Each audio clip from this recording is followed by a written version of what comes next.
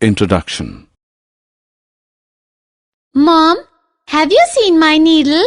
I dropped it right now and I don't seem to find it. I need to finish my craft work. Yes, dear, I'll help you find it. Let's get a magnet and look for the needle.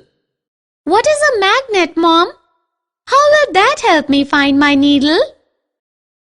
Children, in this lesson we will learn about magnets and their properties. History of magnets. There is a popular legend that leads us to the discovery of magnets, which involves an elderly Greek shepherd named Magnus. It says that Magnus was herding his sheep in an area of northern Greece called Magnesia about 4,000 years ago. Suddenly, the metal tip of his stick became firmly stuck to a large black rock on which he was sitting. To find the source of attraction, he dug up the earth to find magnetite, a natural magnetic material. This type of rock was subsequently named magnetite, which was named after Magnus himself. Origin of magnets. Magnetite is a natural magnet and contains iron. In the later days, this was more widely known as a magnet. A magnet is a substance that has the power of attracting iron. Magnets can also be made artificially. However, the process of making artificial magnets is a recent discovery. Artificial magnets come in different shapes, for example, bar magnet, horseshoe magnet, etc. Types of materials. Now let us look at the types of materials. Materials that are attracted by magnets are called magnetic materials. For example, screws, nuts, bolts are magnetic materials. Materials that are not attracted by magnets are called non-magnetic materials. For example, wool, cloth, bricks are non-magnetic materials. Poles of a magnet. When you move a magnet over magnetic substances, you will see that these substances get attracted to particular parts of the magnet only. These are generally the two ends of the magnet. These ends are called poles of the magnet. Finding the right directions.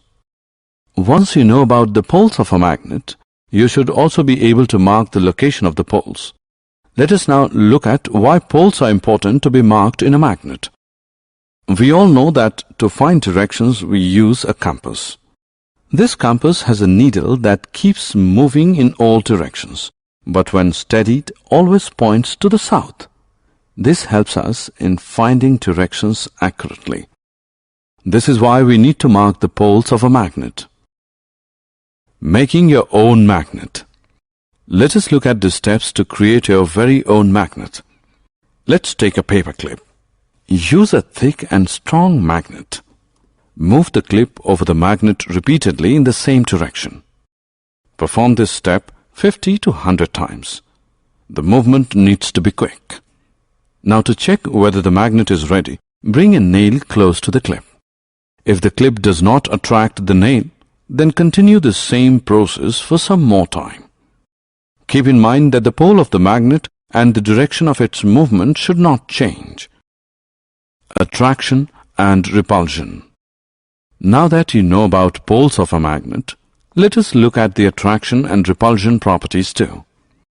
In the case of magnets, when the south pole comes in contact with the north pole, these get attracted to each other.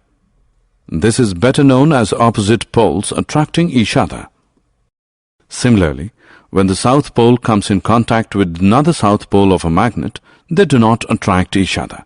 In fact, they repel each other. This is better known as similar poles repelling each other. Taking care of magnets. We are now aware of the attraction and repulsion properties of a magnet. To keep magnets safe and in working conditions, follow these guidelines. Do not heat, hammer, or drop magnets from a height. They will lose their property if done so. Keep bar magnets in pairs with their opposite poles on the same side. Use wood to separate them.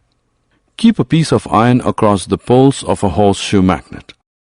Magnets should be away from computers, mobiles, television sets, music systems, and compact discs. Summary. Let us summarize what we have learned. A magnet attracts magnetic materials. The ends of a magnet is known as poles of magnets. A free magnet always points in north-south direction. Similar poles of the magnet repel each other, while different poles of the magnet attract each other.